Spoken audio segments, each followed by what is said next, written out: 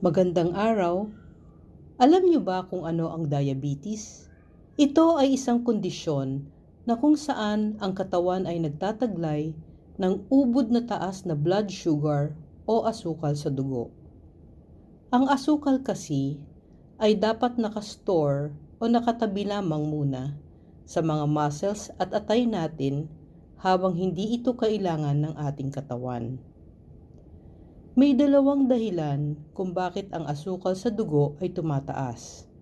Una, may problema sa lapay o pancreas. Ang pancreas kasi ang gumagawa ng insulin, isang protina na kailangan ng asukal para makapasok ito sa ating atay at muscles. Pag hindi ito makagawa ng sapat na insulin, nananatili ang asukal sa ating dugo. Pangalawa, may kondisyong tinatawag na insulin resistance. May sapat ngang insulin ang katawan, ngunit hindi ito pinapansin. Para bang deadma ang katawan sa insulin.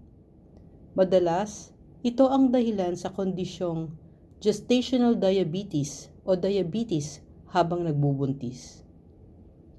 Ano ba ang importansya ng asukal o glucose? Ang glucose ang source of energy natin para sa pang-araw-araw nating mga gawain tulad ng paglalakad, paglinis ng bahay at iba pa. Ano naman ang epekto ng kakulangan ng insulin at insulin resistance?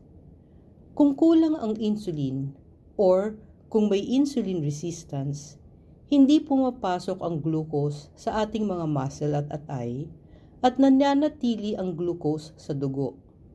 Hindi magamit ng mga muscles natin ang glucose at hindi rin magamit ng atay ang glucose para sa mga gawain niya o yung tinatawag na liver functions.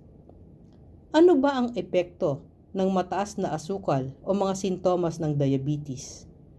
Ang isang taong may diabetes ay palaging nauuhaw, palaging gutom, palaging pagod o walang energy, nangangayayat, may sugat na hindi gumagaling, namamanhid ang mga paa at daliri, nangingitim ang mga kilikili, leeg at singit, at nanlalabo ang paningin.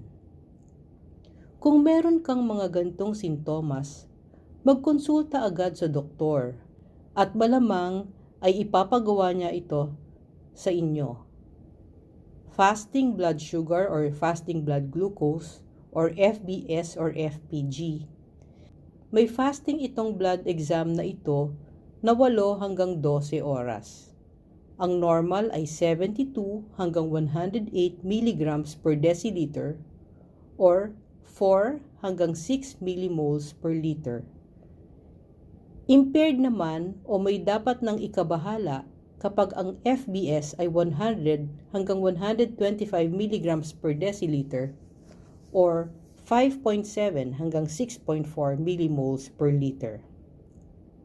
Kung mataas o borderline ang FBS, malamang may ipapagawa muli ang iyong doktor. Ito ang 75 grams OGTT or Oral Glucose Tolerance Test at ikaw ay papainumin ng 75 grams na glucose at kukunan ka ng dugo pagkatapos ng 2 oras. Kung ang OGTT mo ay mahigit sa 200 mg per deciliter o 11.1 millimole per liter, may isa pang mahalagang test na maaaring ipagawa. Ito ang HbA1c.